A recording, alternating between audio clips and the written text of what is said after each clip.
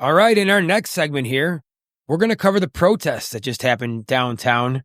They were protesting President Trump and his policies down in City Hall area, the whole downtown. There was quite a few people that showed up to protest things like the tariffs and other things of this nature. This is one of those tricky topics to cover because I strongly disagree with the idea of using labels when solving problems in groups, because this is what I study and what I write about for the Society of Problem Solvers is how to solve problems in groups.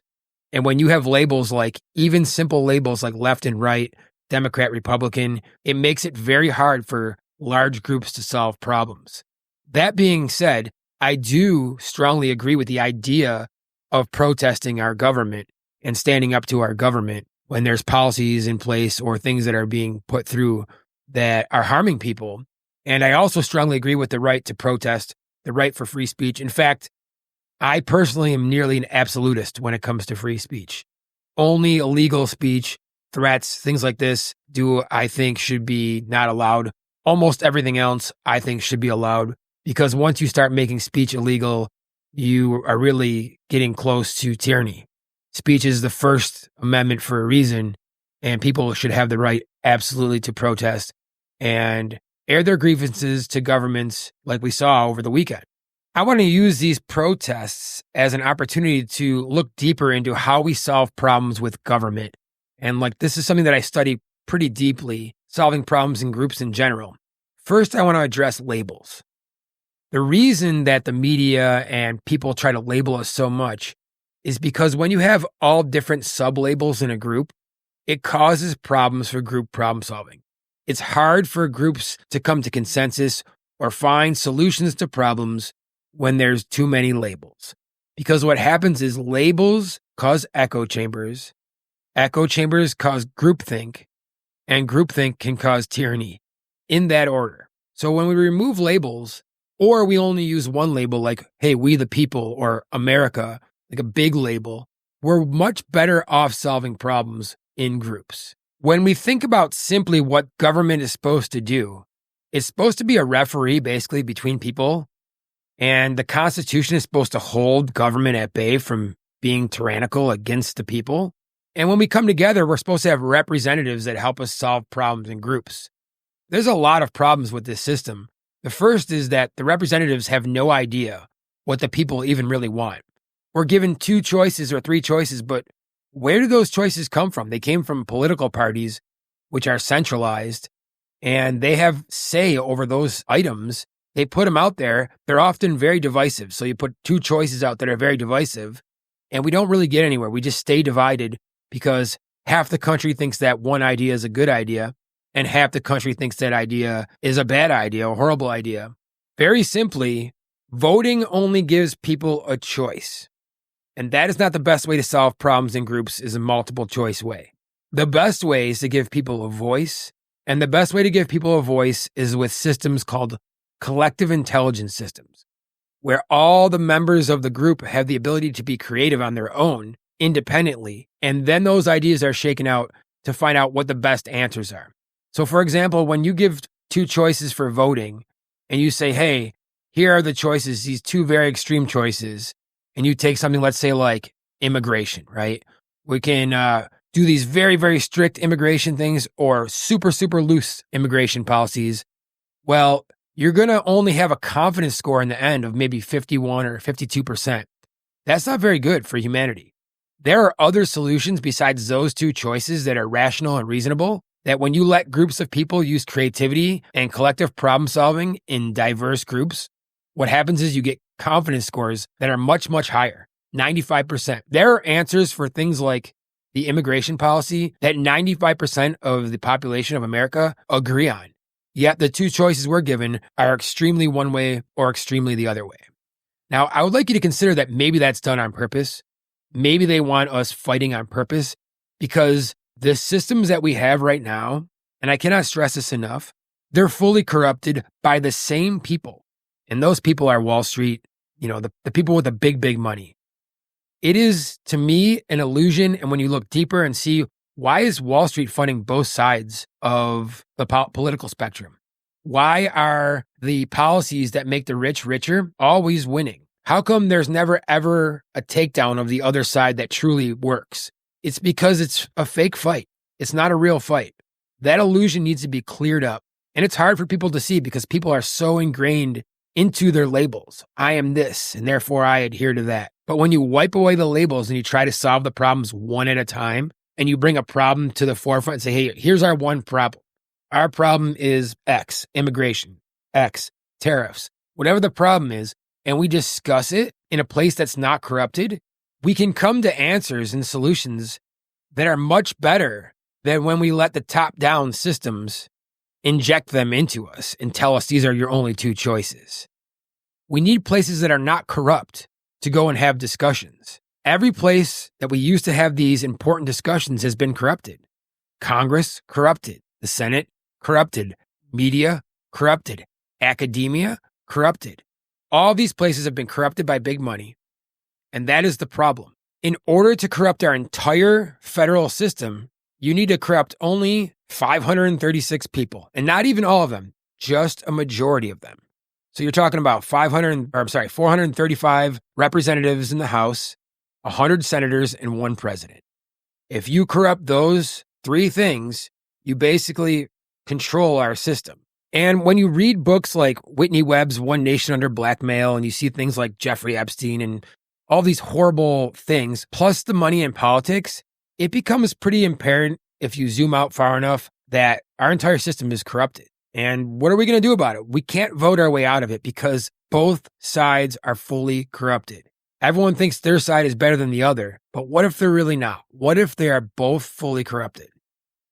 This is why we need to find something to unify over. The left, the right, all of us should want systems that govern over our lives to not be full of corruption. It doesn't matter your labels, your race. We should all want our systems to be free from corruption. And that is a topic we can unify against, and we should unify against. We need a decentralized movement. Any centralized movement with a head leader, that leader is going to be corrupted. The people in charge are excellent at corrupting systems. That's what they do. All of our systems are corrupted. And the way that they're corrupted is at the point of the representative or the leader. You corrupt the leader, you corrupt the whole system. So there's 2 kinds of systems. There's centralized top-down systems, which means if you corrupt the boss or president or king or CEO, board of directors, then you effectively corrupt the whole system. Because when you kill the head of a top-down system, you kill the whole thing. And the fewer people there are in power, the easier it is to corrupt that system. So if a system has one all-powerful ruler, if you corrupt that one person, you corrupt the whole thing. At the time it was invented, America was decentralized for the time, especially compared to all the other countries and systems that existed. But today, it's been re-centralized through our political parties, through federal laws, and now the number of people needed to corrupt it is much smaller, and the power to do so is much greater now that the population has boomed and the amount of money in the economies and in Wall Street is booming. And so when you consider all these things that are in place, it does not seem like that hard of a system to corrupt. Our biggest problem right now is that our computer system to run humanity is fully corrupted. So imagine you had a computer and our computer is totally corrupted. That's where we are right now. And most of humanity is fighting over the programs that run on the computer. Oh, I think this program should be like this. I think this program should be like that. It doesn't matter. None of that matters. The system is corrupted. We're not in control anymore. The people doing the corrupting are the ones in control. So how do you fix this? Well, there's a great book. It's called The Starfish and the Spider, The Unstoppable Power of Leaderless Organizations or Decentralized Organizations, and the power and dynamics of decentralized leaderless organizations and how they can defeat very powerful, especially evil, centralized structures. And the main premise of the book is that decentralized systems are like starfish. Like if you cut a starfish's leg off or arm off, whatever it's called, it can grow the arm back. If you cut a starfish in half, it turns into 2 starfish. So that's a decentralized system. It represents a decentralized system. And if you cut off the head of a spider, you kill the whole thing. And so effectively, our systems are top down and they've been corrupted because the head is under control. Decentralized systems are going to be more adaptable, more resilient, more anti-fragile. They give a lot of examples in the book, but you guys remember Napster, the kid who decided to share music files in his dorm room, and that ended up taking out the entire music industry of the time. So in the late 90s, there was basically 5 major music industry giants that controlled all of the music. They were the gatekeepers to music. If you were a musician, your only way to make it big was through one of these 5 powerhouse corporations. And then Napster decided to share files in his dorm room, and pretty soon they were losing tens of millions of dollars, and they were like, what's going on? And then they went after Napster, and Napster fractured and turned into Kazaa, turned into Morpheus, and all these other file sharing places. Now look I am an advocate for musicians. You guys know this on the podcast. I think that musicians should own their own music, own their own rights to their own music, all of that. But this is just a lesson in decentralization. I don't think that only 5 powerhouses should control whether or not you make it big in music. I do not think that's the best way for music. Today, music is decentralized, and the ability to make it big, to make your way up the chain, is way easier than it used to be. Whether or not you realize that or not, it's true. Like, people are making it big just from TikTok or YouTube or Facebook. It's decentralized where you can put your own music out there, people can find you, and you can blow up. Yes, Spotify sort of re-centralized music in a decentralized fashion, and they take too much of the money. I don't know why there isn't a decentralized Spotify that exists, that has no leader, that's owned by like the people. There should be something like this. It's very decentralized, and more of the money should go back to the artists. But I do think that the decentralization of music overall has been a good thing. The people that have won the most are the artists. They, maybe not the very top end echelon that were making all the money, but overall, artists have a lot more chance to have their music discovered and make it onto the charts and spread and go viral. So that has improved. And the other thing that has improved is the customer's experience. So the people buying the music can buy just the songs they like. So the artists and the customers win, and the powerhouse, centralized, corrupt 5 giant music conglomerates all suffered. The same thing has happened in the last 5 years or so with media. So the powerhouses of CNN, MSNBC, Fox News, they've all lost 95% of their viewership or more. To what? To the decentralized YouTube, social media, to Substacks. The New York Times has lost tons of readership, and who has gained is the independent writers. And this is based on trust. Media is based on trust. People go to sources they trust. I still think that labels are a problem when you have, writers and YouTube channels that cater to a label. What you're doing is creating more divide, and it's not going to help solve our problems as a group. But I do like the fact that it's decentralizing, and there isn't just 1 or 2 or 3 or 5 people that have control of all the news that we're seeing, because that is much more ripe for corruption when everything is centralized. That's the point. Centralized systems are easy to corrupt because you have to only corrupt the top of the system. So our political structures are no different. They're all corrupted because the politician is corrupted. Maybe that corruption is some money in politics. Maybe that corruption is blackmail. Maybe that corruption is a bribe. Maybe that corruption is a favor. Maybe the person got in trouble in the past and owed somebody. There's all different ways people can be corrupted. And maybe they don't even know they're corrupted. Maybe they just ideologically captured into one area and have to go that way. And that's enough to get them to do what the people in power want them to do.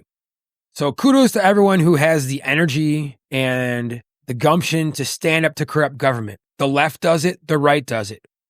Both of you are right. Both of you are correct, in my opinion.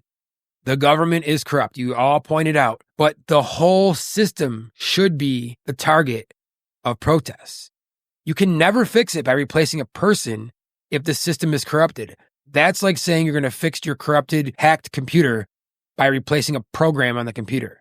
It's not going to fix the corruption itself. The corruption is caused by the system. In order to fix that, we need to build a new, upgraded system for humanity to operate on, one that's way harder to corrupt, decentralized, radically transparent, and one that gets results. In nearly all of our governmental systems, our representatives are that point of corruption, and we need to find a way to hold them accountable. And it never happens. It's just volleyball back and forth as we watch our rights get taken away, on both sides, and things are getting worse instead of better. As a sophisticated humanity, we should be solving problems, making systems better for all of us. And we're doing the opposite because we're allowing our systems to be corrupted. We're not in control of them. The people doing the corrupting are in control of them. We must decentralize but organize. And if we figure out how to do that, we can turn all of our systems. And this means like businesses, which I talk about in the entrepreneurial sense, media, government, unions, and even charities, into what Tim Urban calls genies or super genies in his book, What's Our Problem? And how do we do that? It's a new branch of science. It's called collective intelligence. And we start from the bottom up. We start with the problem, one at a time. We don't start with the side. We don't say, oh, I'm on this side. You're not going to solve a problem that way. Because once you say you're on a side, then you have to adhere to all the things listed on that side. And it's so crazy to me that some of these policies keep switching sides. 15 years ago, the policy used to be on this side. Now it's on this side, and now it's back on the other side. So there's no way to solve it if the policies keep switching sides, and it's so confusing. We need to take our problems one at a time and unify under one label, problem-solving humanity, and fix the problems one at a time and build a place we can go, a new place that's harder to corrupt. Because as long as we keep trying to use the systems that are corrupted, we're just going to be treading water. We're never going to get to the place where we're fixing our actual problem. The idea of collective intelligence means that groups of people are smarter than individuals. To me, it's not even debatable, really. It's a fact.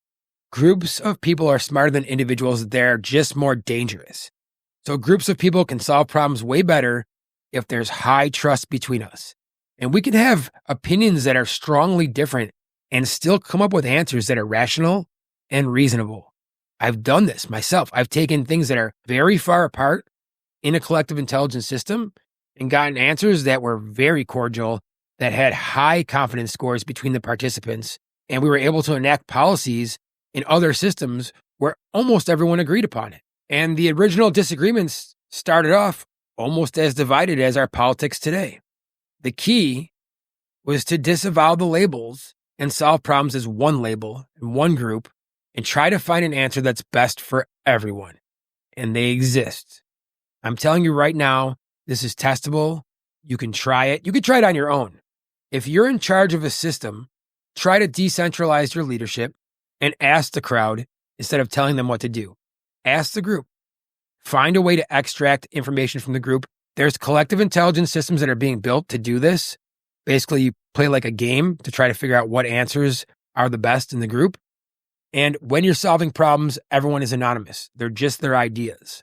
So if I asked all of you, hey, who do you think I should have on as a guest for our first guest here on the podcast? If everyone answered, you'd play a game basically like an economy game where everyone has coins, or a push and pull game where we decide who that would be. And when we do that, the crowd will come up with an answer that's wise. And when I say wise in many ways. Yes, wise and correct, wise in creativity, wise in resolving conflicts between people. There are much better ways than voting to solve problems in groups. And we don't have to do this old, archaic way anymore. Yeah, everyone deserves a voice. We don't have a voice right now. How do our politicians know what we really want as people? We're being told, hey, these are our choices and choose. And there's a much, much better way. At the very least, they should hear our voice. They should know what the million people in Buffalo think together is the best solution to each problem. Instead of, oh, here's your two choices and they're both corrupt and both made to divide us. Because that's what I believe. I believe they're made to divide us. I believe the number one rule for the people that are corrupting our systems, I call them the corruptors. I don't label them anything that I don't know about them. I just call them the corruptors because it's obvious. Our systems are corrupted. And the number one rule for the corruptors is to keep us labeled and divided. Therefore, we should buck that rule, disavow labels, be one group, one humanity, one people, and solve problems from the bottom up without their permission, they can have their input, but their say has no more stronger say than any one of us. So if they put their input in the system, because it's decentralized, every voice is the same, and then we play an economy of ideas to find out what idea we think is the best. All right, as you can tell, I'm very passionate about this topic. This is a very important topic to me because I think that all of our systems are corrupted and can be run so much better than they're currently being run. I respect everyone that protests, everyone that voices their opinion. But I just ask everyone that listens to this podcast, take a minute, step back from your labels, and ask yourself, is there a better way for us as groups to solve our problems besides the way we currently are? And I want to tell you, I can show you that there is. It's testable. I can take a system of 1,000 people and let you guys vote and try to solve a problem, and then take 1,000 people and we'll use collective intelligence systems to try to solve a problem. And the collective intelligence system will win. We'll solve the problem better 100 out of 100 times.